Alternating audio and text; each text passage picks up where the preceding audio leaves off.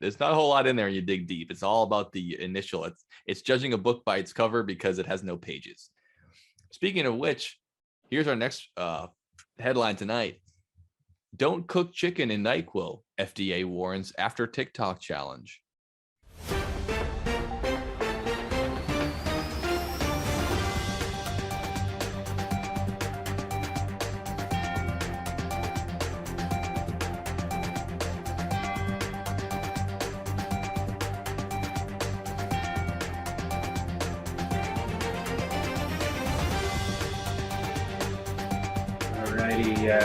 Good afternoon, everybody. Happy Meatball Wednesday. I had meatballs for dinner. This is the Dylan and Joe Basement Podcast. I'm Dylan. I'm one of the hosts here, and we got Joe. You're one of the co-anchors here at the Dylan and Joe Basement Podcast. I'm your co-anchor, Joseph Collins, here to report the news for today at the Dylan and Joe Basement Podcast. Back to you, Dylan. Back to me. Special news hour with Dylan and Joe from the Dylan and Joe Basement Podcast, News Basement Hour. First thing we have here. Right. That's right. First thing we have here today in the news of today is November 9th, 2022, is that the Hess truck is back and it's better than ever for Christmas this year, guys. The Hess truck's here. So I'm not sure if you guys are aware that it was coming back this year. It has come back consistently, and be sure to go to HessToyTruck.com to learn more about the Hess truck and why it's back and better than ever this year. They always bring it back better than ever. Better than ever. And it's better this year because every year the Hess truck is redesigned. It goes through sometimes up to a 3-year, one time 6-year design process where they at Hess select the best toy truck. Didn't fucking know that. Did you know that, Joe? I didn't know the process was that long. I didn't either. Yeah, so it didn't say who's getting paid to do that is my question. But I'm just here to report the news. I'm just asking questions. Yeah, it's okay. No, it looks like it's drawn by third graders who then submit their drawings to Hess, and then they pick from that. But it turns out that that doesn't seem accurate. They show a drawing that looks like it was drawn by someone, and then it's just a rectangle, and they go, we interpreted this to be the. So I am assuming that those drawings are coming from the engineers at the Hess Toy Factory, Joe. Almost certainly, and the fact that a gasoline company has a toy factory is very strange. It's a very strange tradition they have up there, and they have to have some kind. This is my pitch of why they do this. It's because they want to make advertisements. It's not that they make all the money on buying the Hess trucks. They have people design it, they have people create the Hess trucks out, and they have a whole toy sale kind of thing. I'm sure they make money doing it. They don't lose money on it, but I don't think they would invest that much money into it if it wasn't a purely advertising venture. You know that gasoline goes for a lot of money nowadays. It's a very lucrative industry, and the toy truck industry has plummeted ever since 1951. This is true. Until Tonka showed up with the battery power. Exactly. But they've been around, but you know what I'm talking about, the plastic ones. Anyway, yeah. The Hess truck's back. It's better than ever. It's better than ever, and it makes sense if you're going to try to sell more gas. The Hess trucks company, use a lot of gas.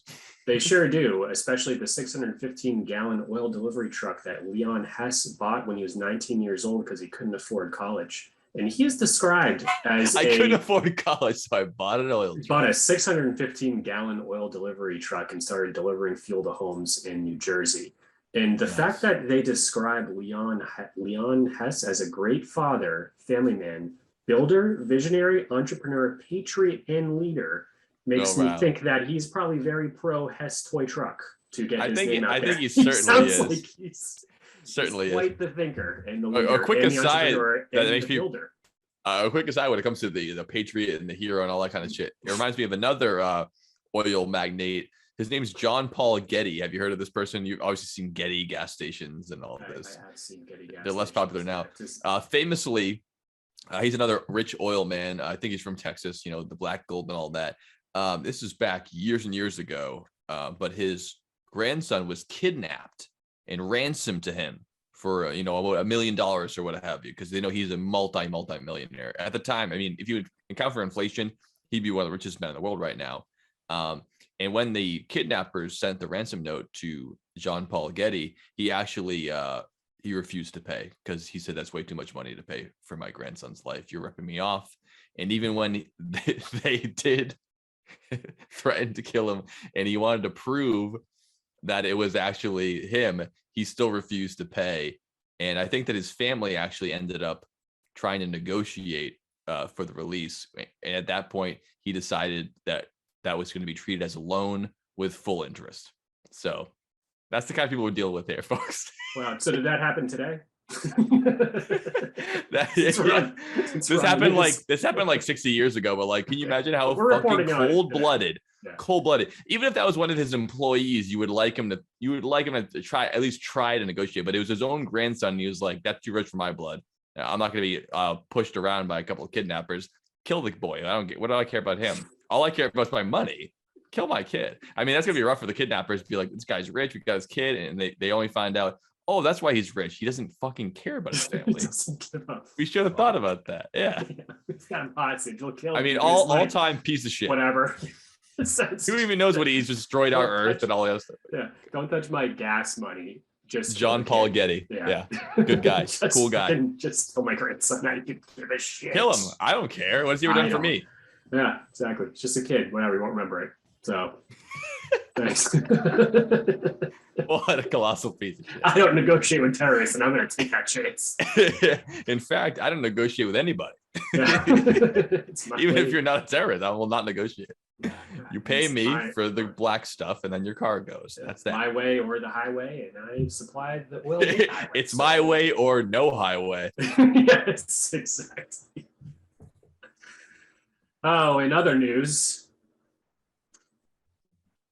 It's the news segment with Dylan and Joe. We're excited to bring in other news, this is a podcast about the news. You know, everyone is wondering about current events, and some of you guys probably get them only from us. Of course, the midterm elections are going on right now. Voting closed yesterday. The House and the Senate are up for grabs here. We have a large debates going on. We won't be covering any of that. We're covering real news for the Dylan and Joe Basement Podcast listeners, because we're a real news network here this week at the Dylan and Joe Basement Podcast. We love talking about current events, and we love talking about funny stuff and just insightful shit. And this week we're on the news for you, and this whole entire episode is about broadcast news. Yeah, so we just covered the Hess truck being back and better than ever for Christmas this year. Joe, could you bring us some more topics on what's going on this week in the now? This week in the now. Absolutely. I have some of the freshest topics in town. Our first headline today: a truck collision turns a Florida highway into a silver sea of beer cans. This happened this week in Brooksville, Florida. A highway had a temporary close Wednesday after a semi-trailer carrying cases, I should say, of Coors Light crashed and turned the roadway into a sea of silver beer cans. The multi-vehicle crash occurred shortly after 6 a.m., a little early for beer, in the southbound lanes of Interstate 73, about 30 miles north of Tampa. The Florida Highway Patrol said it was a mess. The silver bullet's back and better than ever this year too, apparently. But that's exactly right. Yeah.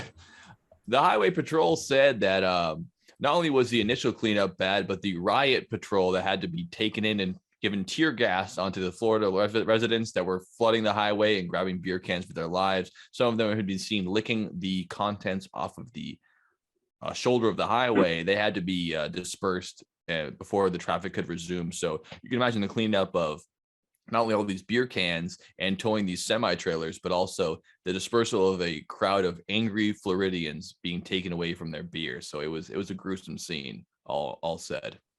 Wow, that's quite the story. It's too bad that there wasn't one of those 6x6s that we covered on episode of Top 6 Fast Cars, where you can fill the tank with pretty much any fluid and it will drive on that. Because with gas prices these days, a can of Coors Light is sometimes the only way to go if your vehicle can burn. Yeah, honestly, much of the alcohol content is cheaper than refined gasoline, and we can thank our president for that. I mean, I've seen the stickers, you know what I mean, and I read stickers, and that's how I get my news, and I understand economics because whoever the president is makes the rules for what the gas prices are, because I'm well informed. Yeah, that's how it goes. So, and that's why gas prices are only higher in this country, and all over the world they're low, because there you go. Yeah. So, man was, since we're in Florida at the moment, we're in Tampa. Uh, News out of Florida this week: Caesar Sayoc, Florida man powers home with stolen nuclear weapon. Uh-oh, this is a big story this week. Dylan, tell us more. It says for 27 years, a Florida man arrested for using a lost U.S. nuke to power his home. So we're trying to figure out what exactly happened, but the real story here is that he is rumored to get arrested for doing exactly what I just said. However, there's no report or reliable news source to explain the situation. You can't use a nuclear weapon to power. It's a different kind. You can't actually plug a nuke into your house and be like, hey, all that energy goes into my lights. That's not how it works. Even a nuclear weapon uses different nuclear fuel than a power plant, which is one generating electricity. Yeah, this is true. We did cover this in one of our first episodes about the difference. Yeah, we covered it. And fission. Exactly. Fusion and fission. That the nuclear power doesn't go into your plugs. It heats up water and the steam spins the turbine. It's the same thing as using coal, except you don't have to shovel as much in. It takes a lot less. Yeah, exactly. So they're trying to figure out exactly where this rumor came from, but he is in the news, and he also is in the news for a different reason, because he was also arrested in connection with mailing over a dozen bombs to prominent Democrats across the country. Oh, so, cool. He sounds like a cool guy. Yeah. That's great. That's a great wrinkle to the story. We might actually be able to do a whole podcast just on Florida news stories from this week. We wouldn't have enough time. It had to be like a 3-part episode just for this week. Exactly. I do not think that the nuclear part is true, as much as I would love to believe in the unknown. But it's not. Caesar Sayoc Jr. is 56, and he's from Aventura, Florida. And his van is covered in Trump and GOP decals. I could have told you that, and I have no idea what the story's about. I could have told you that already. Yeah, so that's that in Florida news today, Joe. Where do you want to take us next? That's in news today. In other news, escaped monkey recaptured after a day on the loose in Florida. We did not plan this. It's another. Well, we didn't finish Florida yet, I guess. November 8th. A capuchin monkey escaped from Florida sanctuary and fled from keepers about a day before being recaptured. Nancy Nagel, a board member of the Suncoast Primate Sanctuary in Palm Harbor, said workers were trying to retrieve an object from the cage belonging to 30-year-old Jack, a 6-pound black-capped capuchin monkey, which means this monkey is as old as we are. It's interesting to me alone. On Sunday, their net became snagged on a wall, allowing the primate to dart through the cage's main door. Nagel said Jack was finally recaptured about 10 a.m. Monday morning. He was close by, thank God. It's a miracle, Nagel told the Tampa Bay Times. They found the monkey. He came back home. They captured him and brought him back. I mean, this guy, I only picture this thing getting loose in Florida. It could have been, it's like DB Cooper at that point. Like it could have been persona non grata. You don't know where the hell it's going. He could have gone deep into the Keys and started a whole new monkey community if he found another escaped monkey, and then we'd have like a whole monkey sanctuary of the Keys where you can't touch it. I mean, there are like swaths of the Everglades that have parrots that live in them that are not naturally occurring. Yeah. And because people have parrots as pets, the parrots escape and then they meet each other and they make more parrots. I think it's more likely that they go, fuck bird ownership. Let's just let it out. Then they think, well, I'll just go in the way. Then all of a sudden it becomes like an invasive species, but it's just a bunch of talking parrots who say, fuck you. That's the funniest kind of invasive species. You can't catch them. They just insult you as you go through the woods. You're fat. Fuck you. Fuck you. You can't hike. You're bad at hiking. Yeah, that's great. I can see you sweating from here. Your wife hates you. So that's all the whole Burmese python. We've talked about this before. Oh my that's how that infestation happened. Invasive species. People bought Burmese pythons thinking they were cool, bought them as pets. In states like Florida, the pet ownership laws are very lax because people think they should do whatever they want. They buy a Burmese python. Python is a little baby. It looks cute, wraps around your hand. It gets big enough to be the same weight as your child. It escapes, or you just straight up let it out. And now we have a large community of Burmese pythons living in the Everglades that have a bounty on their heads because they're an invasive species, and you can actually earn money by killing them. Yeah, some of Florida's finest are out there in their trucks with shovels and guns, and Doing they're God's work. at nighttime just shooting and collecting snakes, putting them in trash bags, and selling trash bags full of dead snakes for the bounty. It's a crazy fucking It's bad documentary. I all watched on around. that. Yeah, it's pretty crazy. But Yeah. yeah, that's a product of people being bad pet owners and lax laws on having exotic species in your state. That'll do it. Unreal. So, out of the ocean, all hail the bar-tailed godwit. Godwit is a champion flyer bird, and once again, this particular specific individual, which they don't have a name on here, I would think they would name him, has broken the world record for longest continual flight of a bird recorded with a GPS tracker. This week, Somebody called Guinness. Somebody called Guinness. I think they're on it. This week, that juvenile godwit, just 5 months old, landed in Anson's Bay in northeast Tasmania. It had been tagged in Alaska and departed there on October 13th, 2022, so just a few weeks ago, before flying non-stop to Tasmania. That is down to the left. That is about as far as you can go without hitting land from Alaska to Tasmania. It's against the across the entire Pacific Ocean, and not just east to west. That's north to south. That's north, east to southwest. That is a big flight, and for such a young bird, only 5 months old. Yeah, and they're regular visitors to Tasmania, so it's likely that they do this. But it's the first time a tagged one has done it, and which means that it's like a Fitbit for birds. Yeah. This particular guy flew 13,560 kilometers in 11 days in 1 hour. That's an average of 51 kilometers an hour continually for 11 days. And don't forget that this entire time there's going to be no drinking, no eating, and no sleeping during that journey. Yeah, no landing really. And they have a particular gift that a lot of animals have that we do not, which is that they can shut down portions of their brain in order to sleep and recuperate while still having their motor functions be activating. And that kind of bird has the same thing where it can go into kind of a torpor state where its brain is relaxing and resting, but its body is still completely outstretched, and it can just keep coasting on the drifts and the, what they call those, Gulf Streams. Gulf Stream. Thank you very much. The jet stream of the ocean. Yeah. Very cool. Yeah, so that bird's awesome, and you couldn't even really get a plane to do that without having to refuel unless it was a jumbo jet, I believe. That's a big flight. 13,000 kilometers. Alaska to Tasmania. I feel like you have to stop over in the Pacific Islands somewhere to make that flight. Oh, for sure. Flight from Alaska to Tasmania. You can't book that on Southwest. I'll tell you that right now. Definitely not. No way. Yeah, I forget what the longest flight is that you can take. It's go over the top of the world, and it would say like JFK to Japan or something, right? Like that would be. Sure, they have like whatever 20-hour flights and stuff, right? Yeah, I think the longest. You're right. I think the longest is 21 hours. Yeah, so that's pretty good, but that's only a day. Here to Asia, and this is like a week. I mean, that's just crazy. That's all crazy. You're fucking nuts to do that. Like, Jesus. But that's the wildest part about that bird. It didn't decide to do it. It was compelled. It's just what they do. Yeah. I mean, just the lack of hope that you must have if you're a human and you saw nothing but ocean for a week.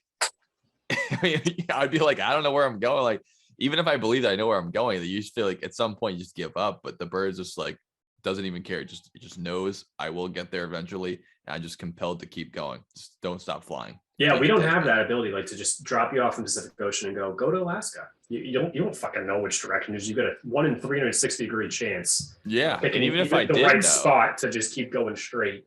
Of course, yeah. And even if I did know, I would give up because after a day, I'd be like, I'm pretty sure I'm wrong, and I'll never get there. And just the self-doubts and the self-awareness that we're cursed as humans. We can create a plane that can do that flight, but we'll never be able to do it ourselves because we're too smart for our own good and we're too stubborn. But that bird, what's it called again? The bar-tailed godwit. Very nice. That might be a nice candidate for our top 10 birds part 2 episode. We do. Absolutely. He definitely is coming in there. I mean, we didn't mention him at all. Probably a godwit might have stuck in there, but not him. Oh yeah. Very nice. Yeah, that's real good. Real good. Simply unbelievable. Simply unbelievable.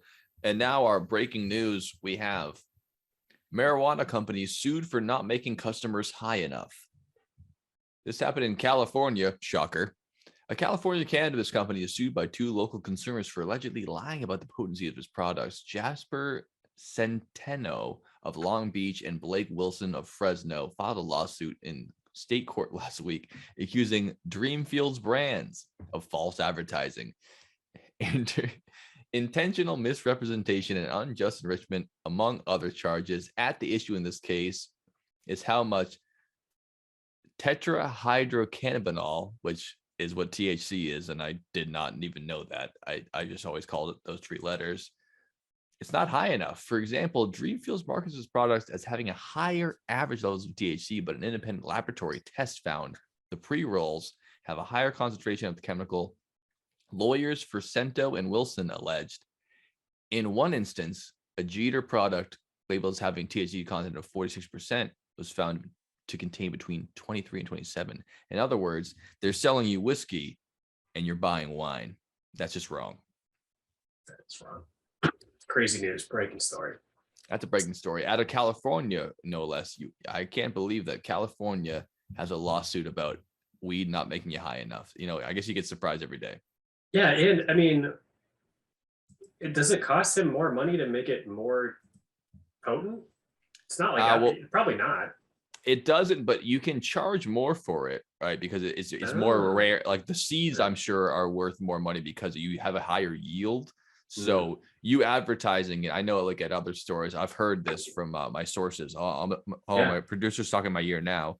When you go to one of these places, if I'm not mistaken, you do pay more money for higher percentages. So if you're paying the same amount of money for a high percentage, you get a low percentage, you're kind of getting ripped off here. Again, it's like they're selling you a nice bottle of port wine and they're giving you a natty light. You're still alcohol, but I mean, let's be real here. You're not getting the same product. False advertising is false advertising. I don't care where it is. That's true. It's true, especially with medical products. You got to make sure the labeling is correct. That's exactly right. So in other news out of the tech sector, recently released on November. Tech news. Our next segment by Dylan Reed, tech sector. Tech sector news straight from the basement news. Breaking news. Special broadcast. Oculus Rift inventor creates a headset that will kill you. I don't know if you saw this one, Joe. I did see this. I didn't even click on it because I was like, this is a non-story. It is a story. It is for high tech as it gets. I would love to hear whatever this buzz marketing thing. It's like when KFC was like, we're selling an Xbox console that heats your own chicken. I go, this is a clickbait story. I'm sure there's some kind of truth to it, but the fact that they would sell a VR headset that kills you is a bad marketing scheme because you'll die. So what's the real story behind it? So actually, no, give me the story as you understand it. He's an inventor and he made it. It's there. You can see it. It's we'll put a picture up of it right here. It's clearly clearly designed to kill you. It looks like it has the cattle prod thing for No Country for Old Men, where it just puts a steel cylinder in the center of your brain. It's exactly what it looks like. So so you have to ask yourself, do you feel lucky, punk? And by lucky, I mean Palmer Luckey, founder of the Oculus VR and creator of the Oculus Rift, has designed. This guy's a fucking professional, folks. He has designed a new VR headset, which will kill you if you die in the game. He got the idea based off of a concept in a popular light novel and anime series called Nightmare on Elm Street. When you die in a dream, you die for reals. I mean, yes, that's exactly where this started. But in his case, he's obsessed with jerking off to Sword Art Online as a game. And the plot involved on this light novel, which is that a light porn novel? I mean, what does that mean? No, it's a popular anime series, which is basically about like, what if you're playing World of Warcraft and then you get sucked into the game, and when you die, you actually die in the game. That's the kind of idea. Scary. I haven't seen it, but there's been a couple of things that do that, like obviously in Nightmare on Elm Street, and then The Matrix. A ton of things have done. The Matrix. Fucking new Jesus idea. Christ! The Matrix, exactly. Fucking Avatar. Avatar, tons of stuff. So, so in the game, the game, players use a headset called Nerve Gear, and a number of players will get locked in the game, can't be removed while players still online, and if you kill a player, they die in real life. So he decided why not, and made his own version of it, named the OQPNVG, And yeah, it basically is the same thing from No Country for Old Men. Sorry, Wild stuff. Exactly. I mean, I would like to see him try it out himself if he's so proud of it. I mean, he said he has not tested it out because he didn't feel lucky. I don't believe it even works. I don't believe it works. He has drummed up the courage to even put it on, thanks to a huge variety of failures that could occur. Well, what he could do is kill him.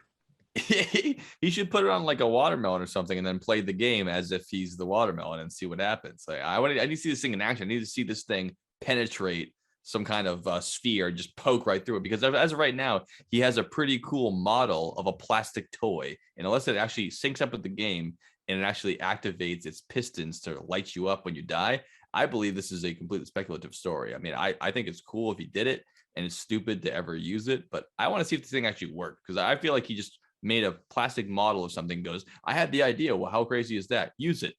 Yeah. I want to see it in use. You don't have to wear it. I don't know. You don't have to wear it on your head. I don't want you to get hurt, but I want to see it in use, because this story is insane and I'm interested. Yeah, that's use it. You know what I mean? Yeah, I agree. Let's see it on a watermelon. I think you're completely right. Let's see it on a watermelon, cantaloupe, whatever you got to do. But let's see this thing in use. Otherwise, you had a news story as a national news story by making a plastic model of a headset, which I can do, and I won't do because I'm lazy. Yeah, I agree. Tonight at 12. Maybe we'll be able to get him on here and show us how it works on a cantaloupe. Hey, if he wants to reach out, I'm sure he has a lot of interviews where he's going to have to bullshit his way through this whole idea and be like, isn't that crazy? I heard this idea. It's so fun. And like one of those news stories where the guy gets famous, super famous for a week, and then everyone just forgets about it because it's bullshit. Yeah, it's going to be stupid. It's stupid as hell. It's more of a, much like most of these clickbaity things we're talking about today, there's not a whole lot in there and you dig deep. It's all about the initial. It's judging a book by its cover because it has no pages. Speaking of which, here's our next headline tonight. Don't cook chicken in NyQuil, FDA warns after TikTok challenge. Cooking chicken in cough medicine, NyQuil, is not only silly, it's unappetizing. I like how they add that in the article. Yeah, that's going to convince the kids not to do it. It's not going to taste good. And it's very unsafe. Quote, the U.S. Food and Drug Administration said, following the quote unquote sleepy chicken TikTok challenge, a number of videos challenge people to cook chicken in NyQuil, which contains acetaminophen, dextromethorphan, and doxylamine, or other similar over-the-counter cough and cold medicine, according to the FDA. Quote, even if you don't eat the chicken, inhaling the medication's vapors while cooking can cause high levels of drugs in your body. It can also hurt your lungs. This is on their category of, didn't think we'd have to tell you this, but I guess we do. Do not cook your chicken in NyQuil. And this just sounds like the most gross and awful thing I can think of. Just adding this disgusting cough syrup heated among raw chicken and just this green-blue mess of meat. I mean, it's obviously disgusting, but I'd rather eat a Tide Pod than NyQuil chicken if you gave me two options. No way. You seriously would? I would all day rather have NyQuil chicken. No question. Like a licorice chicken, at least it's a flavor. Tide Pods are going to taste terrible. Terrible. In all realness, I wouldn't eat either one of them. It's completely disgusting, but it's just, I mean, I'm looking at the pictures of these raw, full chickens and just thinking about dumping pint upon pint of cough syrup on top of it. It just makes me want to yak just thinking about it. You would definitely go to sleep even if you don't die. You will not be there for the end of the story. I can guarantee you that. No. You'll be going night, one way or the other. Yeah, that's that's something. Tonight at 12. Tonight at 12. NyQuil chicken. Sleepy chicken challenge on TikTok. Man, the kids. This podcast does not condone or support that. We would not support you, listeners, looking that up and then emailing us videos of it and how funny or weird it is. Don't do that. Don't look those up and find out all about that. And then tell us. Yeah, we don't want to find out. No, we don't want to know more about that. Nope. So straight out of Brisbane, Australia, a man has died. Nice pronunciation. Man has died. Man has died, and his family has written obituary about him, as they mostly do. So Stephen Ralph Morris was a father of 6 and has been remembered as annoying, but also the life of the party, requesting a piss up instead of a funeral at the event of his death. And I already like the guy. piss up in Australia, like a roast, right? Means a celebration at the pub. There you go. So, we remember the 75-year-old who was immediately attracting attention because he was described as a mongrel who was larger than life. let me get my lawyer in contact right now. I need to put this on my will. I request a formal piss up on the consequence of my demise. Giant piece of shit who was very loving to his children. No, but Stephen Ralph Morris, born April 23rd, 1947, and died in September of this year, was trying but loving son to Norm and Gwen. Which means he tried his best. He tried his best. Wasn't great, but he was annoying yet protected, and an annoying yet protective big brother to Philip and Helen. If they say that you're annoying in your obituary, you were a fucking pain in the ass. That's bad. You know how many people who have died who are annoying and they never mention it? This guy was an obnoxious fucking asshole, but I bet he was a lot of fun to hang out with. He was bewildering yet lovable husband to Valda Joan. I'm surprised that lady. She probably looks like she's 110 dealing with his ass for 50 years. Oh, no. Just wait. He was a bewildering yet lovable husband to Valda, Joan, and Rosemary. There we go. so I love when shit makes sense. Yeah, it gets better. Questionable but ever entertaining parenting methods to Steve and Sherry, Jody and Terry, Claire and Liam plus. He literally named one of his kids after alcohol. It's Sherry. Claire and Liam plus 7 grandkids. And I don't know if you can see that there, but those are each the pairs of the children he had with each of his 3 wives. That's nice. Yeah. Every new wife, you gotta have new kids or it's not legitimate, right? Yeah, exactly. Storyteller, poet, larger than life, life of the party. Thanks to memories, you crazy bastard. It said, "We love and miss you. Ta-ta for now. There will be no funeral and only a piss up. Only a piss up. And at the end of the ceremony, a piss down where they all piss on his body as per his request. Exactly. I don't know. I mean, this guy sounds like a huge pain in the ass to deal with, but I just think he's cool as fuck. He was a loving husband to all 3 of his wives. So we want to shout out to throughout the course of his life. We want to shout out to our brother in heaven or hell. He's down under either way. Stephen Ralph Morris. Sorry for your passing last couple months ago. Everyone listening to the pod, pour one out for old Stephen. He had some going for you there. I love that guy. And his picture. I'm glad I never met him, but I'm glad he existed on this earth. We need more people like this guy to shake things up. He was funny, and that is a lot more fun than a traditional they were just great. Absolutely. And I'd be willing to bet this guy made more friends than most people meet in their lives. So you got to give some credit there. They sure do. The picture of him is quite good too. You'll see it popping up right here, right now. In his obituary, it's a picture of him drinking out of a flask. Shocker. Yes. With one when they're finding the funeral pictures, they had to search hard, not for a picture of him drinking, but for a picture of him not holding a drink. Not holding a flask at an important family event. His flask had one of those wraparounds like you have for your glasses, or you don't lose them. It's around his wrist like a Wiimote, so he can't lose it when he gets too drunk. Yeah, exactly. In a storage compartment for a whole pack of cigarettes. Make sure he's always got a couple of those on hand. Well, you got to have some bogues on you, you know? Yeah, this guy's definitely smoked a cigarette or 2 in his life. There's a very solid chance.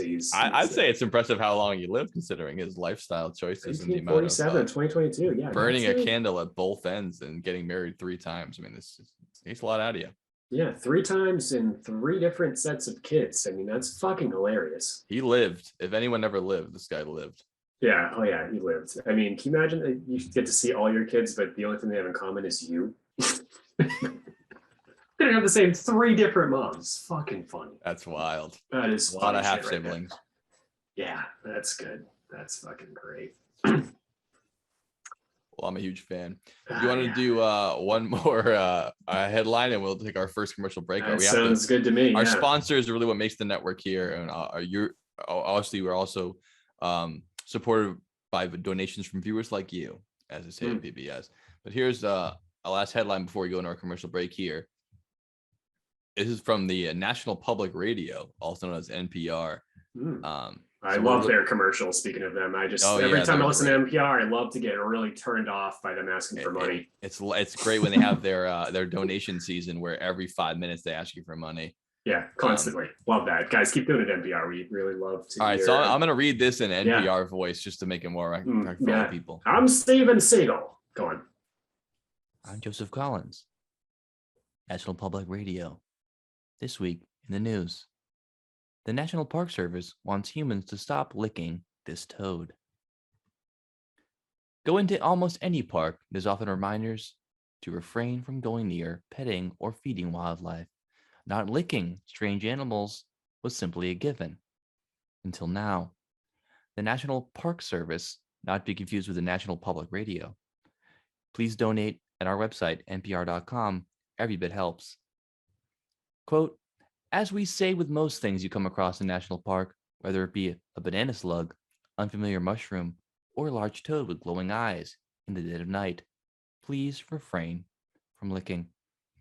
The agency wrote on Facebook this past week, the toad, also known as the Colorado River toad, is about 7 inches in size and carries a weak, low-pitched ribbit sound.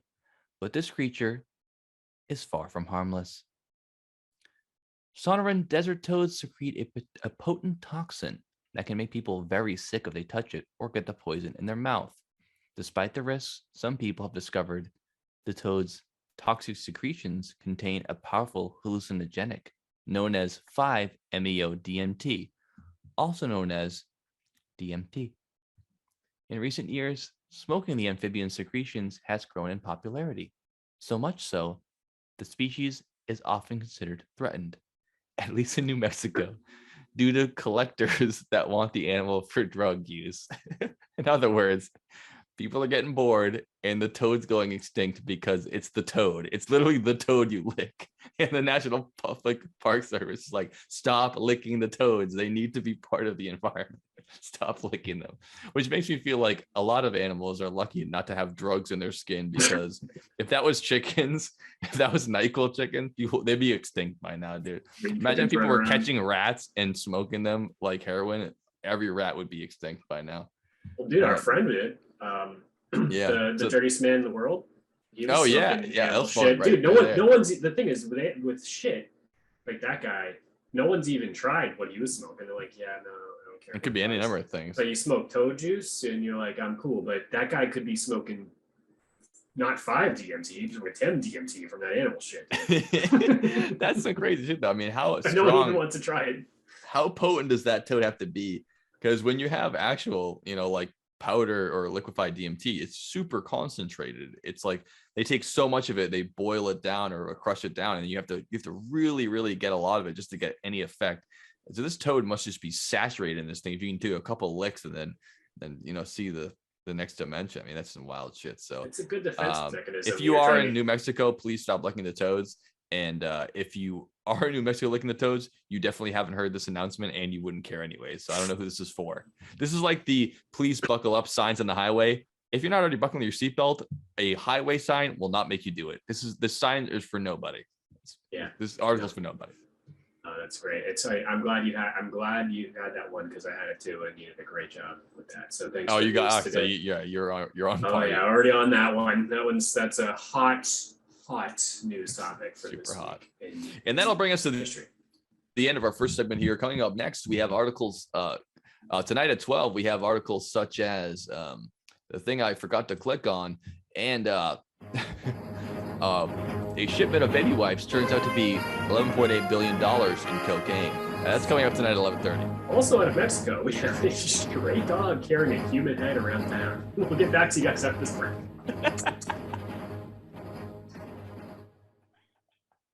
The Hess truck's back, and it's better than ever for Christmas this year. The Hess truck and races are here. Has headlight, has taillight, and 2 sporty racers for Christmas this year. for $19.97, a big 18-wheeler, plus 2 racers with real head and taillights. Look at them go! $15.99 at Hess stations, Energizer batteries included. So cheap. The Hess Truckin' Racers are here. Happy holidays from Hess. So we're back, guys. And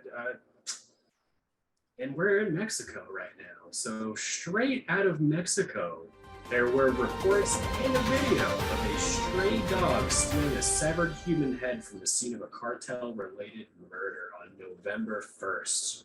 This was recorded. That sounds grim, Dylan. Tell us more. Thank you, Joseph.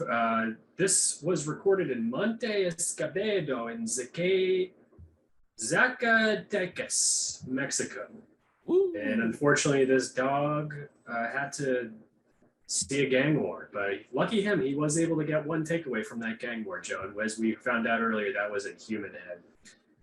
Not sure who Every took the dog video. has its day, as it were. That's true. Some dogs like bones. Some dogs like bones shaped in the shape of a human head.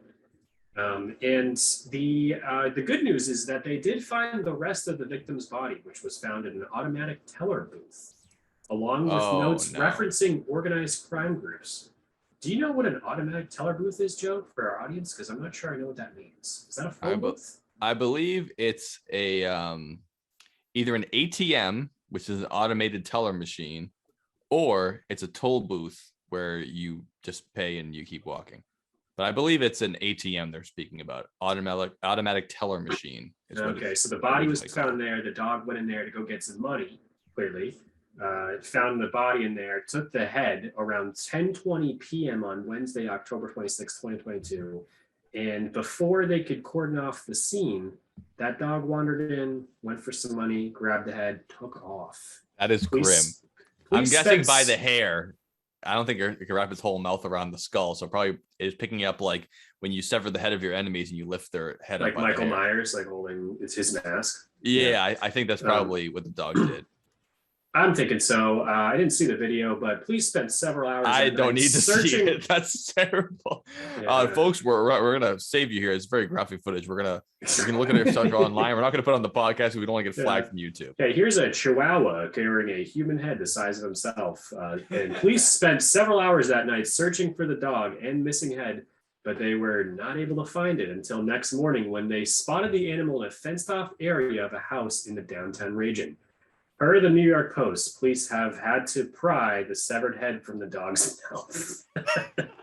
You know when you're wrestling with the tug of war. Day later, the dog. Yeah, exactly. Let the head go. Let the head go, Rover. Bad dog. I mean, that dog does not get along with people. You know that because if it's the kind of dog who takes human heads on its own, it's far past the family pet phase of being a dog. It's a fully wild stray dog at that point. Yeah, exactly. Let's mention that tug of war. So after they pried the head from the dog's mouth, they then handed it off to a forensic team to hopefully determine the corpse's sex, age, along with any other identifying details. That dog clearly had his favorite bone of the month. If it was, we're talking 12 hours later, he's still working on that thing. That thing's fucked up. I mean, the human skull is pretty big. You can work on that bone for quite a while. I know. I've seen some big bones at Target and stuff, and this is like a serious deal. Wow. Inside I the ATM. think they also take the dog in and give it its own brain scan. You're like, this thing doesn't need to be out. I mean, I feel bad for the dog. Obviously, it's not the dog's fault, but you need to kill that dog. It's going to take more heads. It's a head hunting dog now. It's a danger to the public. Yeah, exactly. So that's if not for obstruction of justice, which is clearly guilty of taking evidence from a crime scene. That's not good. Yeah, no, but you can't arrest the dog. So this is just the rest of it's just sad because there's just a lot of severed heads in Mexico's putting on top of cars. Yeah, the cartels are really running shit. Not a real good place to be. So anyways, out of Mexico and maybe back into Mexico, Joe, with baby wipes. What do we I saw a video this week of a cartel member arresting 2 police officers. He was a guy in a t-shirt and a hat, and he had a gun to the back of 2 police officers, full gear. They had their utility belts on, they had the bulletproof vests, and they had their hands behind their heads, and they relinquished their weapons. So that's the state of things in northern Mexico, in case anyone's worried about the dog. Yep, good times in Mexico. The cartels can arrest police officers. In other news in Mexico, I believe a shipment of baby wipes turns out to be $11.8 million worth of cocaine. U.S. Customs Border Protection officers discovered more than 1,500 pounds of cocaine hidden in a place where you'd least expect a shipment of baby wipes. Now, this is a little bit editorial on my part, but I've seen much weirder places to hide cocaine than a bunch of plastic boxes. I mean, they're literally just a bunch of plastic boxes. That's what baby wipes are. I mean, it might say Pampers on the outside, but it's basically a bunch of plastic containers. I mean, I know people who store things in old baby wipes boxes. Our old Monopoly game we had growing up had all the money in a Pampers box because it made for a good plastic container that would not let the money get ruined in the cardboard. The narcotic seizure occurred last Friday in the Laredo, Colombia Solidarity International Bridge. According to agency news release, the bridge located on the U.S.-Mexico border connects Laredo, Texas to the Rio Grande with the Mexican state of Nuevo Leon. And following the inspection, drug-sniffing dogs made a discovery that what CPB described as 1,935 packages of cocaine totaling over 1,500 pounds. And we will add the picture for the podcast for you folks. With that, it's just like a big stack of coke, you know. The old big stack Coke. Again, very funny for a news article, but I've seen much more creative ways to store drugs than literally plastic boxes. I mean, be better cartels. You lost $11.8 million because you couldn't get creative enough. Yeah, we like narco subs better. They're way cooler. Way cooler. And that's that. That's that. All right. Out of looks like New York here, Maggie McGaw booked a massage after a long week, but she didn't realize till it was too late about a couple of red flags. Heyo. But she overlooked them. In a now viral TikTok, McGaw revealed the moment that she realized she had booked an appointment at a spa that offered happy ending massages by accident. Oh no. Oopsie. I better be recording. Wow. Oh, whoops. What did I do? Wow.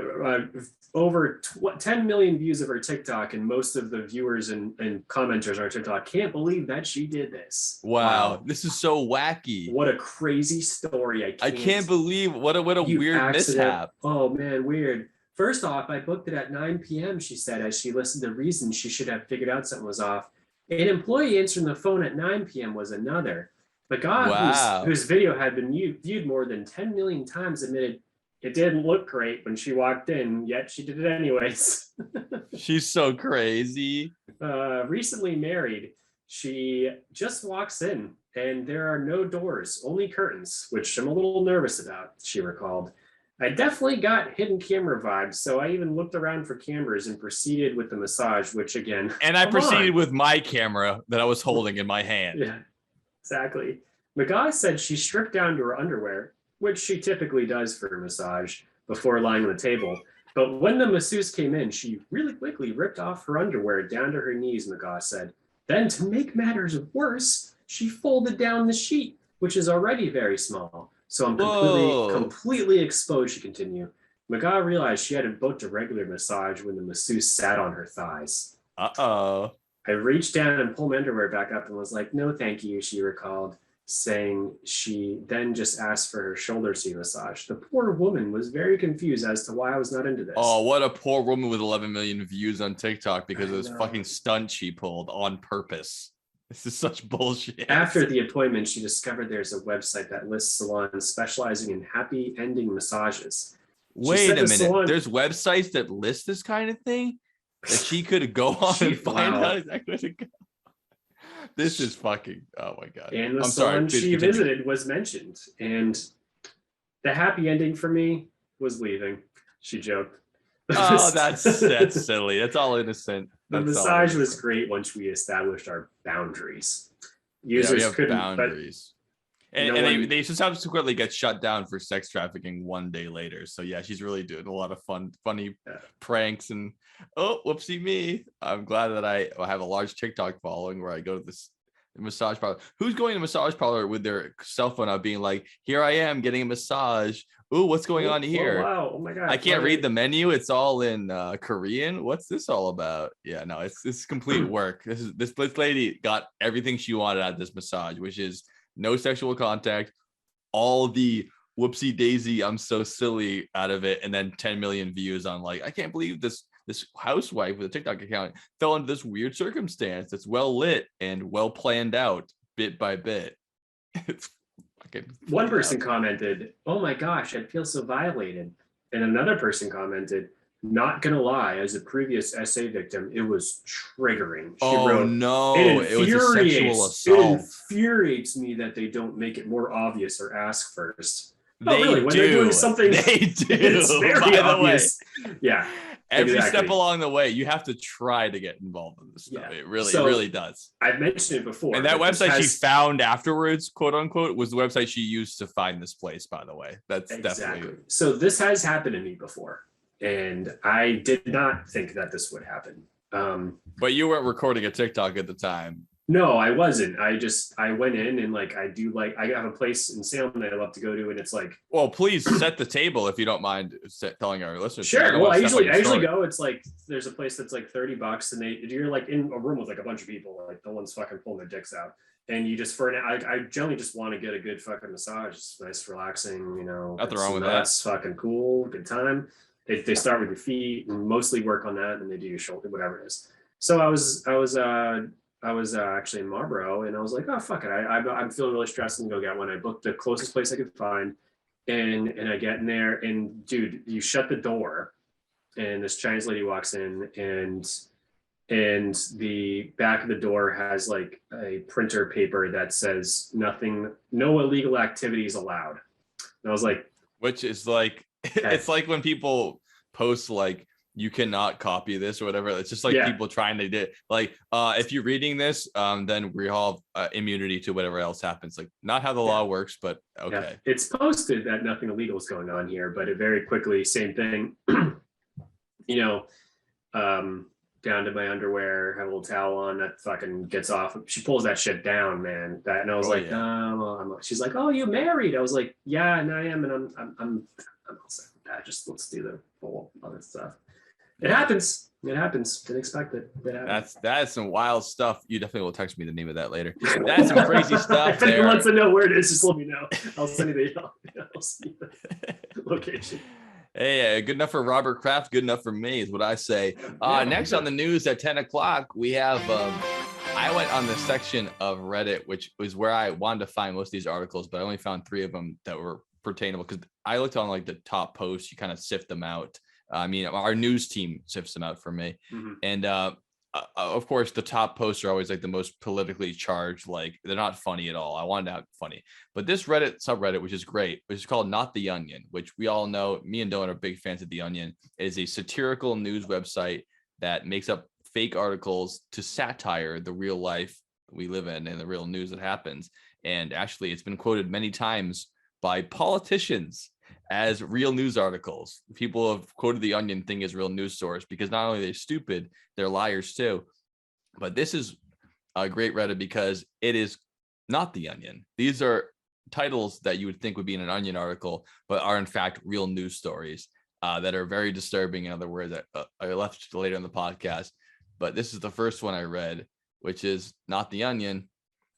Tonight at 12. Pastor who gave kids, quote, I heart hot youth pastors stickers is placed on leave. I'm not even gonna read the article. Like, we get it. Like, what the fuck are you doing? Oh god, love that. Fucking love that. It just gets more and more fucked up. Here's another one. Not the Onion, by the way, actual article, but should be an Onion article. Texas schools send parents DNA kits to identify their kids' bodies in case of emergencies. Oh my god, dude. This is Dude, real. Not the Onion is so much a perfect title for this because you're like, that's literally It's literally obviously an Onion thing. fucking Yeah, like, obviously the Onion, and it's not. It's fucking real. That's fucking Nope. great. Sales opportunity. It's like Bible salesmen who go. I don't know if you ever saw Paper Moon, the movie. If you haven't, you should. But it's about a Bible salesman I have who not seen it. who No. drives around the country and gets the local paper, goes to the obituaries, and and then in the back seat of his car, he has a stamp so he finds a dead husband basically, Oh my and God. then finds the wife's name and says this book is dedicated to the wife from the dead husband, and goes, hi, Oh I have a book for John Shepherd. And she's like, oh, John just passed. And he's like, oh, I'm so sorry. Well, he has this Bible that he wanted you to have. It has your name on the inside and it's going to be $20. He didn't pay it yet, but so it's still the same thing. That's unreal. I heard ambulance chasers, but hearse chasers. That's the next level. Ooh, yeah. Yeah. That's nuts. But anyways, this happened in October of this year. The state of Texas is sending public school students home with DNA kits designed to help their parents identify children Smart. in case of emergency. Yeah. Smart. They passed the Senate bill in Texas this year that required public schools to provide DNA tests for students. There's something they call in the medical field, which is treating the symptoms and not the disease. And this is the biggest case of treating the symptoms. Your kids are going to get shot to death at school. We're not going to stop that from happening, but we can at least identify their bodies when they're dead. Thank you very much for that, Texas. We appreciate it. Yeah. Not the Are they free though? Or are they selling them? Is this like a free COVID kit? No, they're required to give a DNA kit to any public school students' parents. So they're free. But it's one of those things where you hope you never have to use it. Mm-hmm. It's like a spare tire. You have it in case of emergencies, but you hope you never have to use it. Or like mace or like a gun in any state that's above the Mason-Dixon line, besides New Hampshire or Montana or Dakota. That's a good one. I only have one more. Do you have any more before we get into our I've got two more. video That's segment? it. My last one's my favorite one, but this Let's one, hear it. this one's just nice. We are located in the Bahamas, right out of the Bahamas, guys. First Aruba, news source Jamaica. covering the I wanna take Bahamas of the day. Tiger sharks with cameras strapped to their backs just helped researchers map the world's largest seagrass meadow this week. These sharks, I like this news. These sharks, I want to have some after dogs running around with homeless people's heads and shit. I'd rather, This homeless is dogs nice. running around with homed people's heads. How the house community of people. Yeah, the house, exactly. So Yeah, these no, they're not sharks- homeless still, and I don't know if you got the memo on that. This network, and along as every network, they're unhoused individuals. They're not homeless people, Oh, yes. and they're definitely not bums. definitely not bums. Definitely never seen bum fights. They're just unhoused. It's not that they're Yeah. homeless; they're unhoused, which is literally a synonym. But for some reason, new words make us feel better about what we say about our lives. We're not going to solve the homeless issue. I'm sorry, the unhoused issue. We're just going to call them unhoused and then continue to let them live in squalor. Yeah, don't forget, folks. If you're listening to this from Florida, Florida is where woke goes to die. So Not the that's- onion. Not the onion. Not last night, actually. And last night, television live. This is where this comes from. So we say unhoused up here Breaking in the Boston news. area. Not homeless, not bums, Mhm. not skanks, not Unhoused, whores, meaning that they not- can still be uh, housed at any given moment. Yes, exactly. It's a symptom, not a. We're not going to house idol. them, but it's just it's a nice word to call them so that we don't Yeah. feel like we're negligent, which we all are. Yeah, and same with prisoners. They're members who are not They're incarcerated individuals. incarcerated individuals. Yes, Yeah, exactly. they're not prisoners, and they're definitely not convicts. Definitely not. Which is the convicts. best. Yeah. Convicts, Yeah, I'm an ex-con. convicted criminals. Nope, they're incarcerated people in this nation. Yep, they are. So back to the sharks in the Bahamas, guys. Sure. These sharks mapped more than 35,500 square miles of seagrass, which is extraordinary carbon storing properties for scientists hope to help fight climate change. A group of 7 tiger sharks that were employed, again, not unhoused, Yes, they were not Not captured and tagged against their will. They were employed. They have employed, they were not without a job. yeah, at they the had moment. the They were not in proper between tax jobs or whatever you want to Yeah. call people who don't have a job. forms. They're Jobless. gainfully employed tiger They sharks. are in between jobs. They were, yes, gainfully employed by They're the unionized. American. They have medical, dental. They have paid vacation and PTO. So Yeah, exactly. These sharks were employed by the American Ocean Conservation Nonprofit Beneath the Waves. So it's a Beneath nonprofit the as well, Waves. just to remind you how good it is. yeah.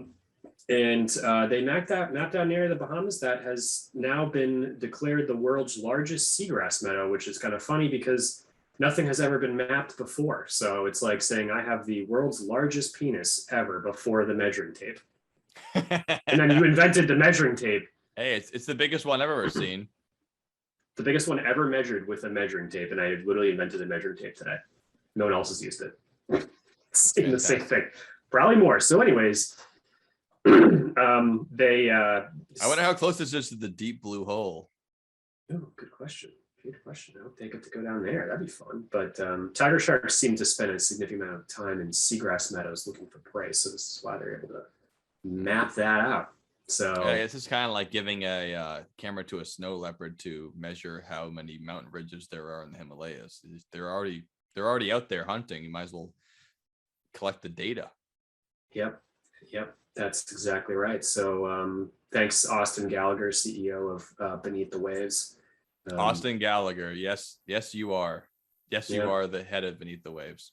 Yeah, And also nonprofit organizations famously well treating their employees and high paying and benefits and all that stuff. Nonprofits are really famous for taking good care of their employees.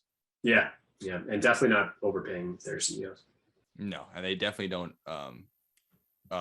hinge on the nonprofit and volunteer part of their business to really lean in on Absolutely. anything they can get out of it. Yeah, tax shelters.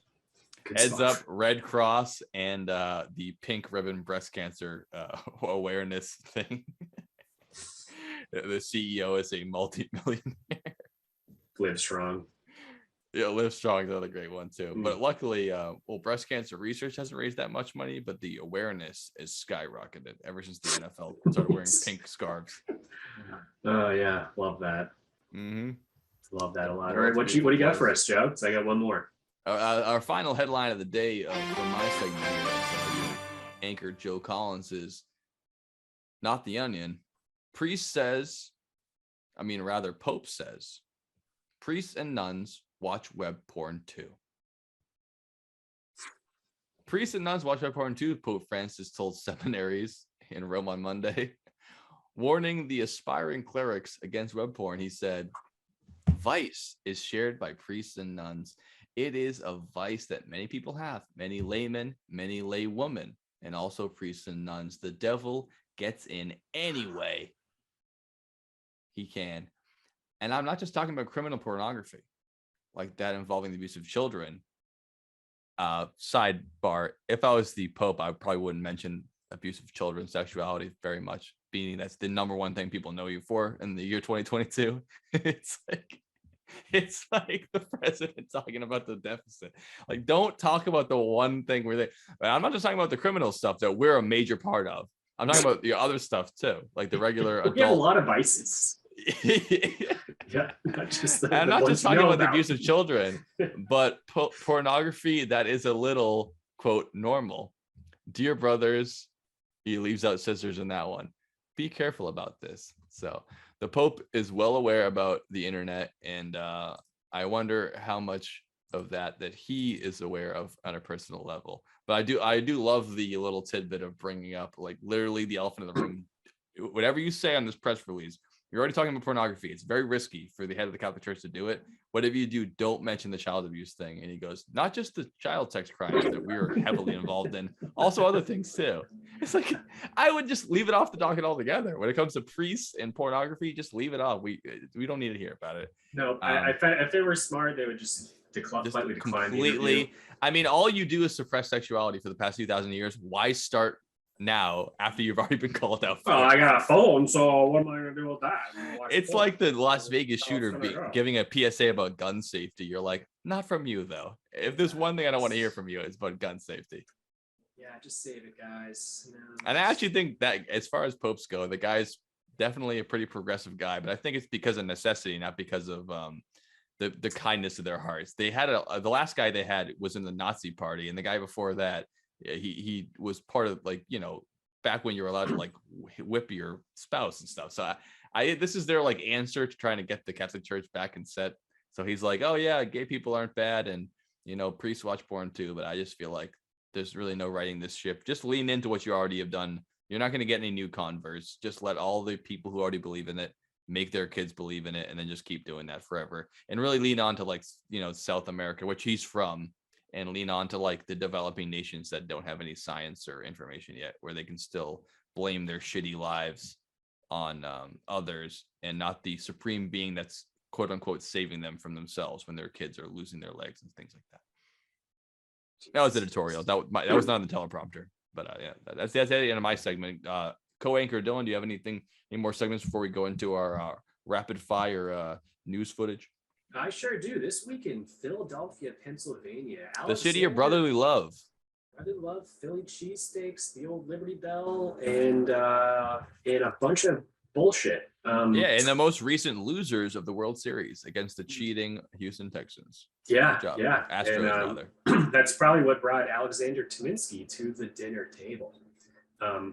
More widely known as the rotisserie chicken guy, who has captivated the internet over the past 40 days. Because he decided to eat an entire rotisserie chicken every day for 40 days. The 30-year-old Philadelphia steakhouse server had 400 followers on Twitter, but now he works in the food industry. He did. Now, after finishing his Mind Mill challenge, he's approaching 40,000. With hundreds of thousands of people liked and shared the image of him completing his mission on a pier decked out in red carpet, with onlookers cheering his every bite of his last bite of his 40th rotisserie chicken. Wow.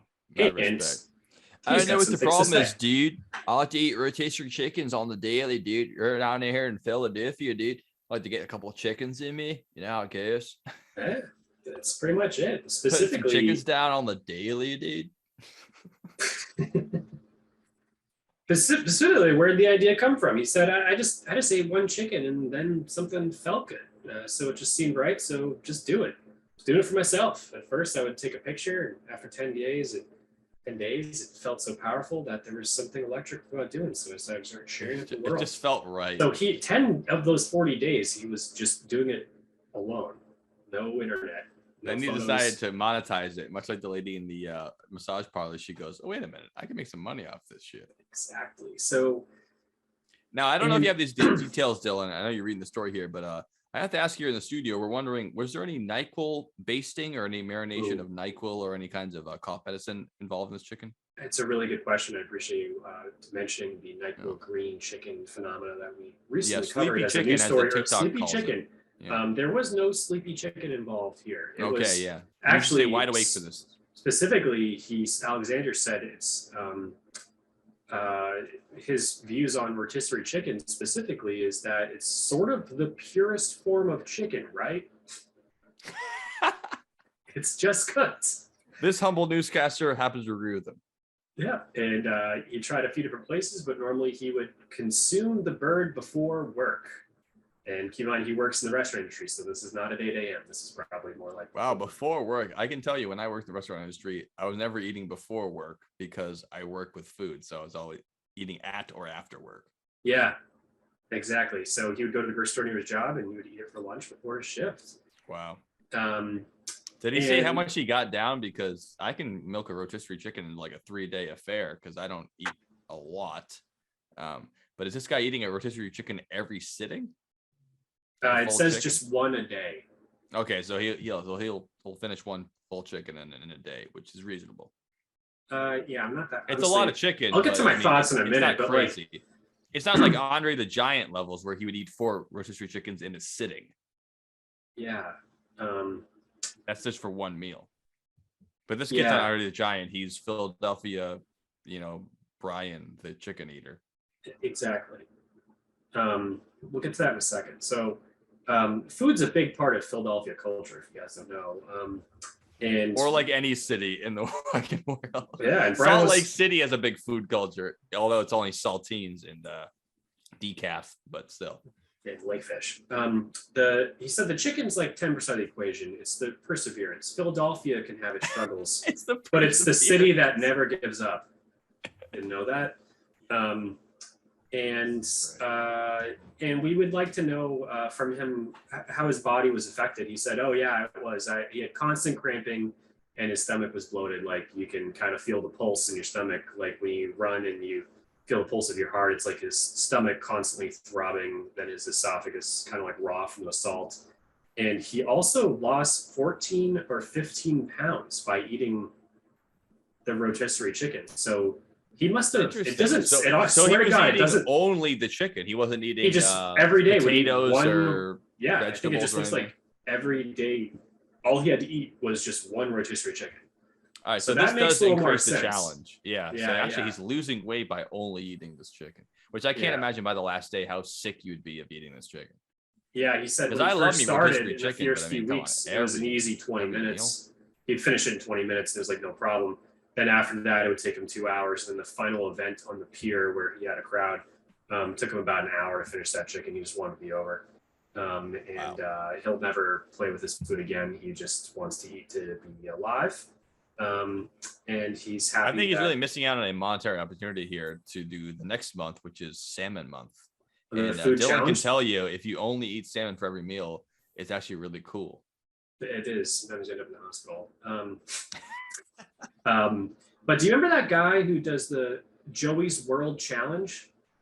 Oh yeah, Oh, for sure. Fuck yeah, you do that. Yeah, he guy. did the chorizo. Yeah, he did all- Chorizo challenge guy. Yeah. So we appreciate your work, Alexander Tomiski, as the millennial that you are. You clearly don't know about Joey's World Challenge. That guy will literally eat you alive and then make a video about it and then throw you up. So appreciate your one rotisserie chicken a day thing. Here's my opinions on this. That's great, dude. But Joey's World Challenge, that dude can eat one whole raw rotisserie chicken that's not before it's cooked. Mhm. And that's without even the night Joey, gold season. Joey's World Challenge, he would do that, then he'd invite over the neighbor boy to eat marshmallows with him too. It's the most fucked up, weird fucking guy ever, who's 800,000 pounds. Yeah, he's definitely But dead. By That now. guy didn't make it. No, he didn't make it for COVID. There's no fucking way. But he, so yeah, Alexander, you're fucking, you're a D level guy here. There's something to be said about the commitment, though, which I do respect. I respect that, but Joey's World Challenge, that dude reviewed every single new item at McDonald's from his Yeah. car. He'd go, oh yeah, I'm trying out the Real new deal. McRib that's changed its recipe. I can tell this came out in 2004. That there's Oh my god! dude. different I sauce saw going on this here. week. I I've got saw 12 the orders that I'm gonna McRib. eat right now.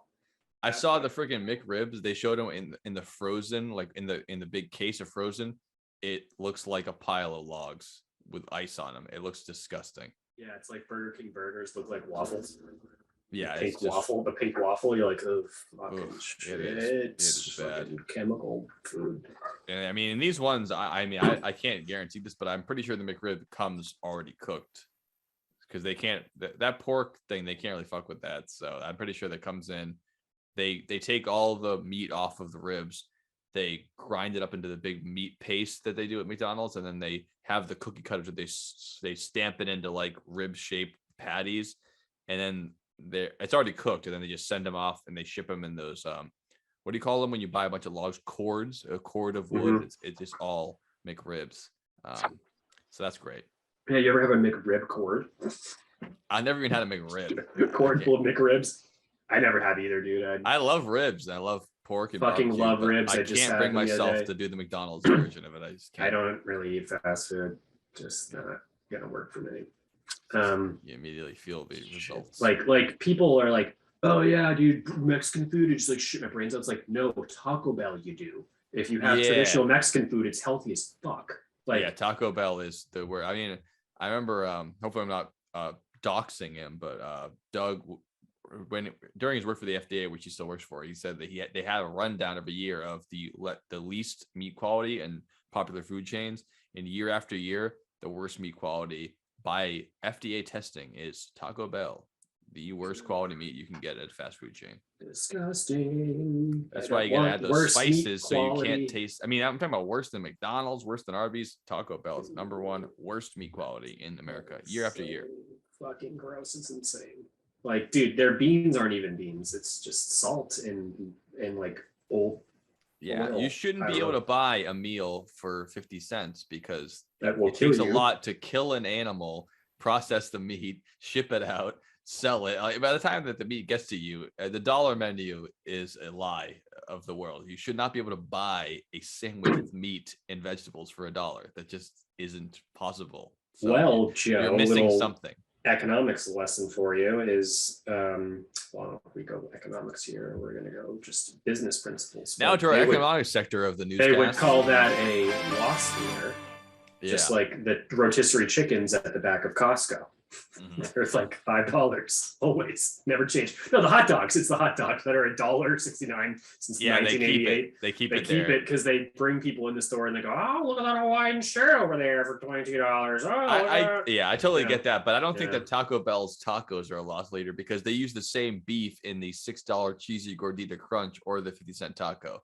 They don't change the meat. It's just, it's still absolutely. it's bringing people in the trash. door, and then they buy other shit like Gatorade and with that. That's a Well, that's where you save your money. You buy Yeah. a large Pepsi, it costs them $3, and it costs you less than a cent. They actually owe you make money by buying that because it's so cheap. It's true. The water you have to pay the town to put in the fountain costs more than the Pepsi you're selling at KFC/Taco Bell. Yeah. So, anyways, that's the news segment special sexy hour from the basement news sector of the Dylan Joe Basement Podcast. Absolutely. I don't have a better name for it at the moment, but if we come up with one, we'll let you know. Absolutely. So we've got some stuff coming up though, Joe. So Yes, Joe, we do. let's get going. Let's see where this is at. So yeah, I was gonna bring us into our segment here about the different, well, let's put it this way. We're gonna go to one more commercial break here, and then we're gonna get to our final That's what segment, we're gonna do. which is our looking at other newscasts and news in general, the broadcast news. Stick with us and appreciate our sponsors. We'll see you in 2 and 2. 2 and 2. The Hedgehog's back and it's better than ever. For Christmas this year. The 1999 Hess Truck and Space Shuttle are here. Soaring into the new millennium with lights and sound straight out of Mission Control. Retractable bay doors that activate the satellite launcher. And it's blast off to Hess stations where the shuttle is landed for $19.99, Energizer batteries included. Countdown is near. The Hedgehog's here. Happy holidays from Hess. All right, welcome back to the News at 10. This is the Dylan Joe Basement Podcast from the News Broadcast Podcast. And today we want to look at the history of news and the future of news and the funniest parts about news. In other words, I have in set a couple of Dylan and I's favorite type of videos, which is newscasters fucking up, which is always funny, I think. It's So funny. It's the veneer of importance and the seriousness of it, and it's so scripted that if it ever goes sideways, it just to me it's very funny. I'm gonna apologize right now for the listeners only, but I think there's enough funny audio in here that you're gonna enjoy it anyways. There's no strictly visual humor here, but these are some classic news bloopers we wanted to show to outfits that are less professional than Dylan and I, which would never screw anything up. Ready to rock, Dylan? Ready to rock. Yeah. Let's do it. Here's the first one here. It's called News Anchor Dies Inside, but this is an example of what happens when you're under the pressure zone of being in the news. Oh, there we go. Always share sound. Here we are. In California is taking an unusual approach to catch porn pirates red-handed. Porch pirates, yes. Pardon me. Porch pirates. Not porn pirates. Oh my God, I'm out of here. Please just finish for me. I mean, that is about as bad as it gets. It's mostly shit like that. That's great. Well, Yeah, I love next. her teammate there immediately being like, "Yep, it's no big deal. It's definitely not that." Yeah, definitely not porn pirates. It's Porn definitely pirates red yeah, as much as to that. catch porn pirates red-handed. Porch pirates, yes. Yeah. Yeah. This is one of my favorite also misreadings, which is I think it's a police officer who passed away, which makes it extra funny of how fucked up it is. For the listeners, I think her name is Deirdre Menjadot, but this is how this newscaster decides to pronounce her name. Final goodbyes to this fallen Louisville police officer, D.D. Mangudu. I'm sorry, Mangudu.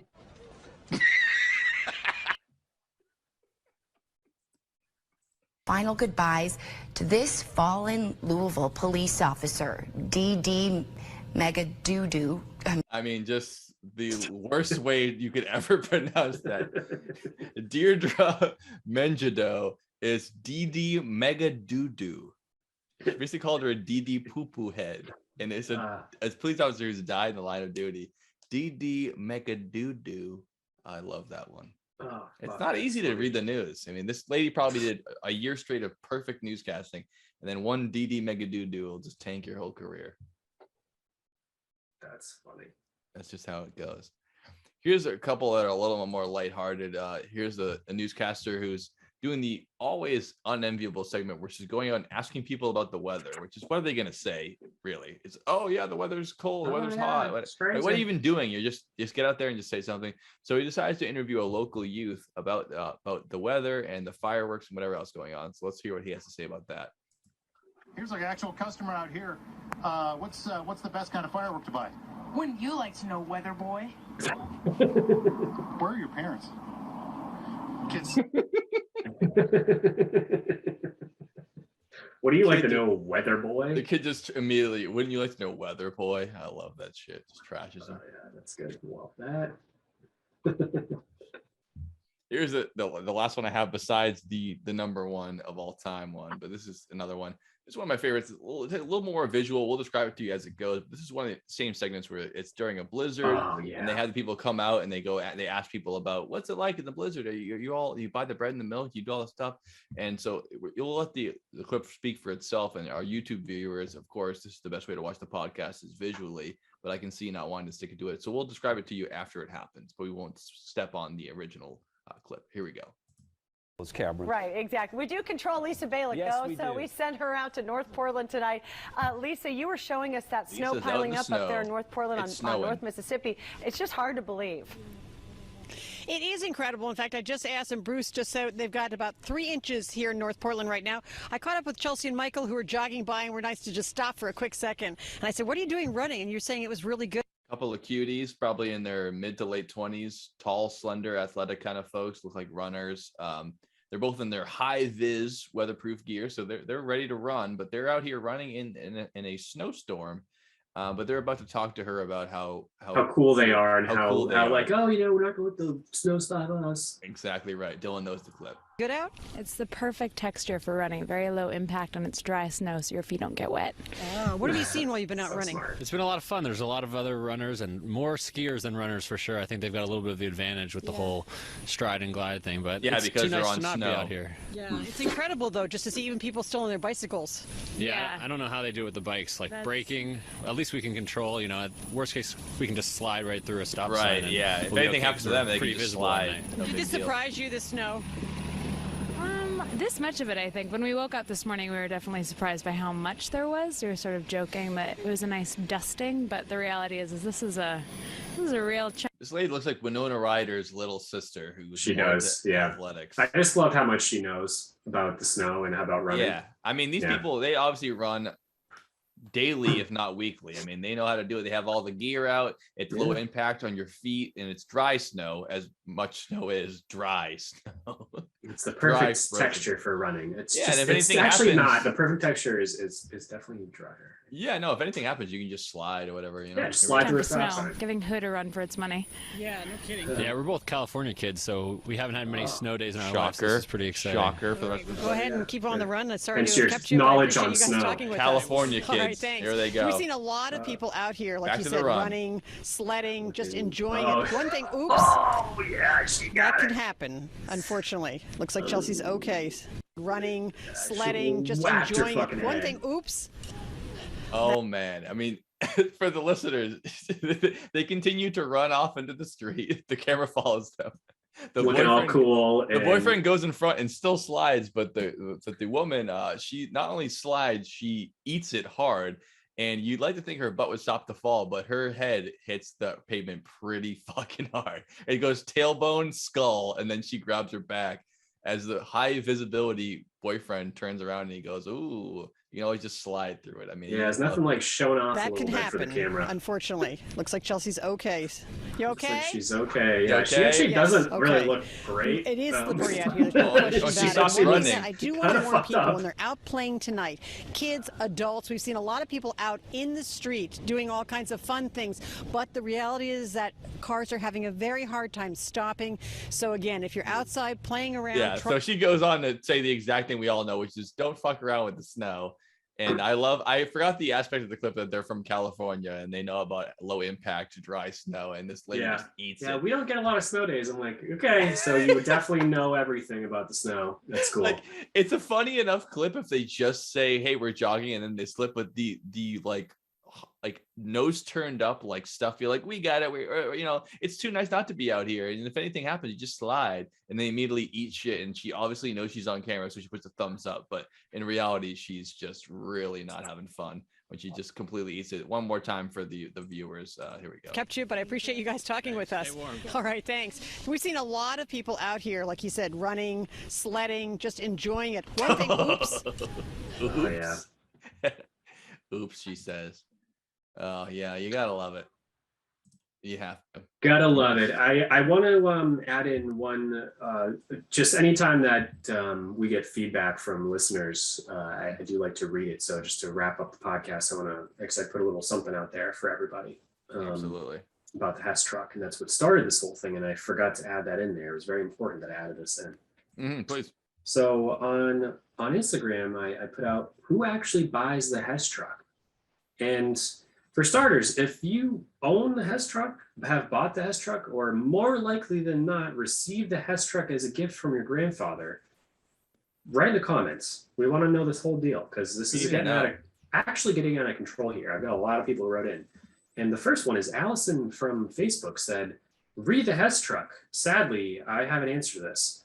My ex bought one every year and had a collection of them dating back to the 80s. Oh my God, he's the reason where it comes back every year and He's better than ever. It comes back every year better than ever for Christmas this year because people keep fucking buying them every year. I didn't know that. Wow. She said she supposes in the grand scheme of collections, it's not the worst one someone could have, but it's also not the sexiest. So far from it, I'd say. Yeah. So not only you're collecting model trucks, you're collecting marketing model trucks from a gas station. Yeah, exactly. And she did say, and I was like, wow, that's crazy. Thanks for writing. Let me know. I expected to get nothing. I was just putting my thoughts out there. I didn't expect anyone to write. Got a lot of written answers. So she said that it started off because her ex-boyfriend's grandfather bought him one every year. Oh, and he keeps fucking buying them. So his whole goddamn bedroom license drugs. Nothing like meeting a guy and his entire walls of his adult bedroom are covered in Hess trucks. Yeah. Like hey, he seemed pretty cool until his entire wall of his bedroom was Hess truck collection. Megan from Instagram said that a friend of mine from high school has over 30. He gets one every year from his parents, but I think they are the only people who buy them. And she said, too many Hess trucks. I never even see Hess gas stations. That's an interesting point too. There's very few Hess stations, but very many commercials during the holiday season. Yeah, and there actually is one Hess station on Route 20 in Marlboro, and it's a fucking dump. And then I had, we got another write-in on the old Instagram here from Julie, and she said, I don't know, but they're always back and better than ever. So I imagine the newest one is like a transformer at this point. Thank you, Julie. And then Nate from Instagram, you do know Nate, said, I used to get one every Christmas and would totally get a new one. Thanks, Nate. And another final one, which is pretty damn funny, said that, dude, this is from Colby. Shout out to Colby from Maine. Dude, my cousin used to get them every year from my grandfather for Christmas. Tucker and I never got them. Those are his brothers, but Eli did, his other brother. So I said, wow, fuck your cousin then. That type of attention needs to be distributed equally. not just to him and your brother Eli. And he said, "That's well said." Tucker and Eli, are they Caucasian people? Colby, Tucker, and Eli are white. The whitest names I've heard in the year 2022. They are definitely white. Thanks, guys. That is good stuff. And those are everyone who wrote in about the Thanks for reaching out to thank you guys, listeners. We appreciate that. Yeah, thank you guys. We appreciate the feedback as always, negative or positive. For us, it's all the same. It's just engagement, and we like that too. And I'd like to show one more clip, which might be the most famous news blooper clip, but it's not really a news blooper. It's just I know exactly the one. It's just great. It's worth everything. Let's just hear it. Here's the full collection of this particular motif, and you'll probably know it as soon as you start hearing it. It starts out by this guy who doesn't know he's on camera, and then an acolyte of his who makes it his life mission. Let's go. Oh, I don't care if she's 20. Hell, I'd fuck her. You can't say you wouldn't fuck her. Maybe that's what I'll do when they find her. I'll go and fuck her. Fuck her right in her pussy. All right, well, we definitely apologize for that editing error in that story. We are going to switch gears now to the that guy had to have gotten fired. It's very, very unusual. The 3 victims were part of a CXS group. Fuck her right in her pussy. Oh my goodness! And obviously somebody has interfered with Laura Ingalls' live shot, grabbing her mic and running. We apologize for the profanity, which he also said on our air. It is going to be a big cleanup. It took crews longer than anticipated to find the crack in the 64-year-old pipeline. I'm standing here with Fred, who says he was greatly impacted by the gushing of oil. Can you tell us a little more of what you saw? I sure can. I was sitting on my front porch, grabbed a beer, and fuck her right in the pussy. Back. He just does this whenever he can get in the news. Fucking guy. I thought you were gonna do the one with the dude who's like being super. He's like, "Oh, I went back to you. I'm saying other news, whatever." It's what the fucking goddamn. Oh yeah, that guy. Yeah, that guy's good. That guy's real good. We'll do that guy too. I'll do that guy in the on the post credits here. I just got this last one really. So you have not purchased your costume yet. What are you going to be this year? A prostitute. Okay. This gentleman here has purchased his costume. What are you going to be this year, sir? I really don't know what this is, but I've got something a whole lot scarier. Let's see it. Sure thing. Fuck her right in the pussy. I did do it. I've only seen that clip, half of it. I didn't know that was the whole clip. Man, that guy is a troll. I would hate that guy in real life, but I respect just his commitment to the dumbest joke ever. To the fact that he had to wear a Halloween mask because the news has obviously been notified, like, do not guys the fucking right in the pussy guy. So, but then he was like wearing the mask and he goes, "There I go." I mean, just great. As news broadcasters that we are, as of today, if we were interviewing from the street and he said, "I got something a whole lot scarier," I would pause for a second and think, this guy's going to do one or two things: pull out his dick, or he's going to pull out a gun. And I'm not he's sure, going to pull out some kind of phallic object that's not going to be wanted in this situation. If he's pulling off a scary mask and I don't have that, but I've got something a whole lot scarier, I'd be like, gun your dick. Cut the footage immediately. This can't go well. It's not going to be a Halloween mask. Nothing good's going to happen here. From here on out, there is nothing good happening. I would be like, "Oh yeah, you got something scary there. Let me see." It'd be like, nope, there's no way. Yeah, nothing or there's no come fucking from eyes. Maybe at the best case scenario, he has no fucking eyeballs in his head. Best case scenario is he has no eyes. Oh man. Oh, the news. All right. Well, let's get into our final segment here. We like to call Final Thoughts at 12. Boom, boom, boom.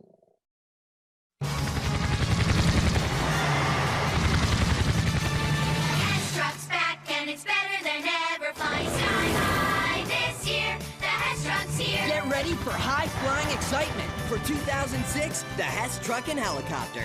Real working lights, whirling rotors, and a lighted landing strip. Only $21.99 at Hess stations. Energizer batteries included. Look what's landing this year. The Hess Truck's here. Happy holidays from Hess.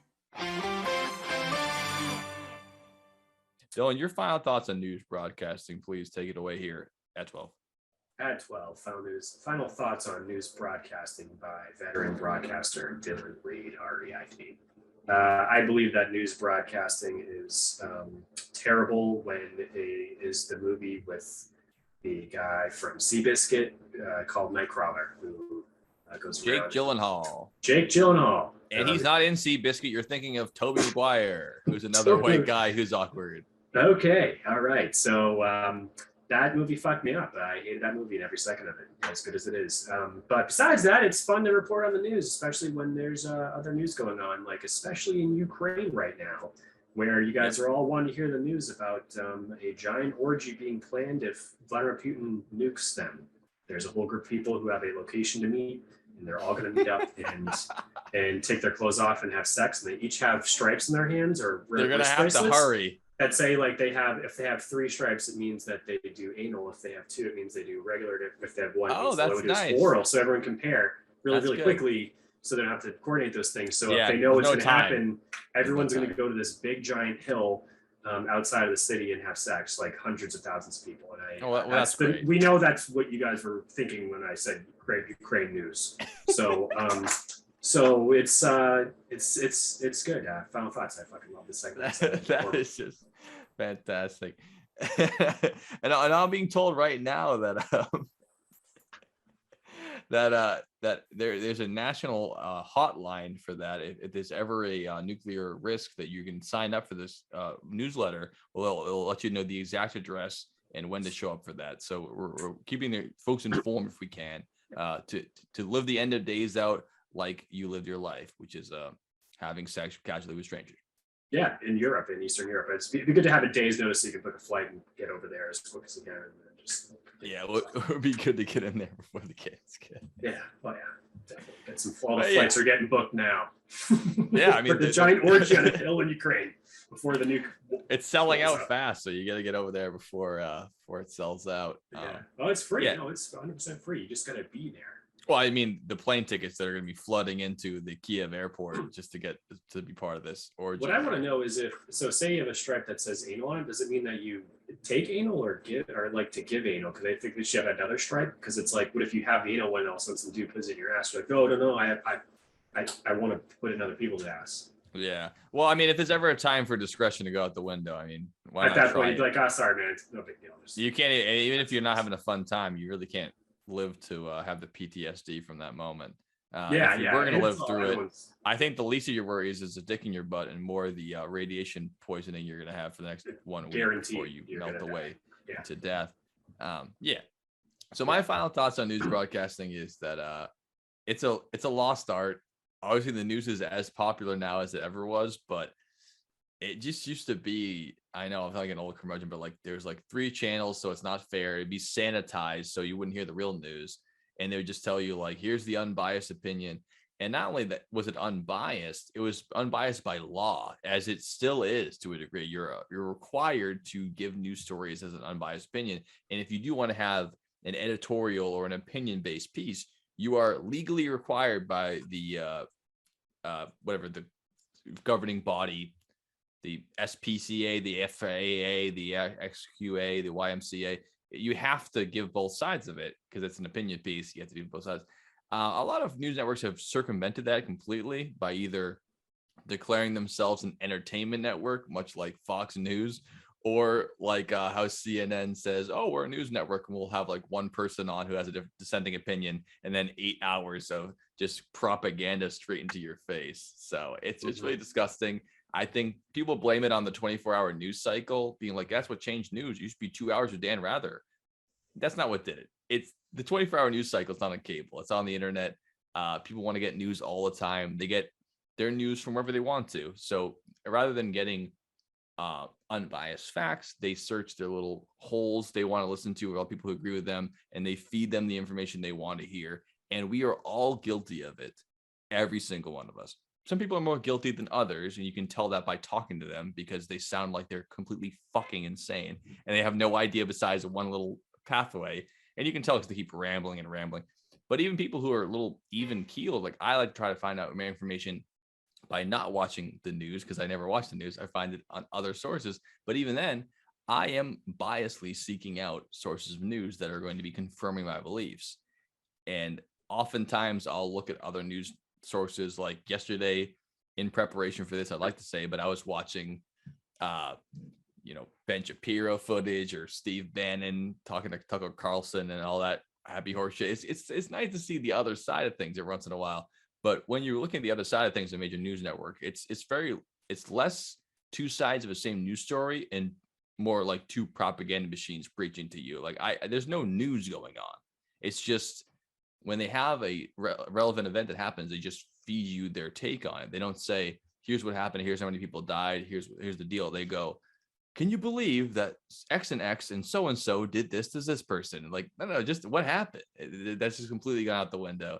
And even local news is not immune to it now because they're mostly owned by 7 major networks who own every single piece of news media in the world. So even your local news talking about what happened on the fire on 3rd Street and no one died and they saved the cat, they're still owned by a major news conglomerate and they will preach out what they want to do. So local news, rough, national news, even rougher, and the internet full of trash and trolls. But there's one source you can trust for your news, and that's the Dylan and Joe Basement Podcast, tonight at 12. Special News Network. That's Come to us for your news. We'll be sure to give you guys some news every week, and we hope you rely singly on us for all of your news. You'll be a happier person, I promise. That's right. Yeah. We've done the research. And that's it. That's it for the Basement News Network edition of the Dylan Joe Basement Podcast, brought to you by the Rotisserie Chicken Guy, the Hess Truck, and the It's lady back who and it's said better than ever. the lady who said porn instead of porch. Porn Pirates. Porn Pirates and Porn Pirates, brought today by the Porn Pirates. So we love you guys. I'm going to Germany for a week, and we will see you after that. But be expecting a commercial from the motherland of none of us. We'll see you tomorrow night at 12. Joe are not German. Sprechen Sie Deutsch tomorrow night at 12 o'clock. We'll be back with the Dylan Joe Basement Podcast. We appreciate you listening, and we'll see you next time. Slow fade away as I shuffle my papers.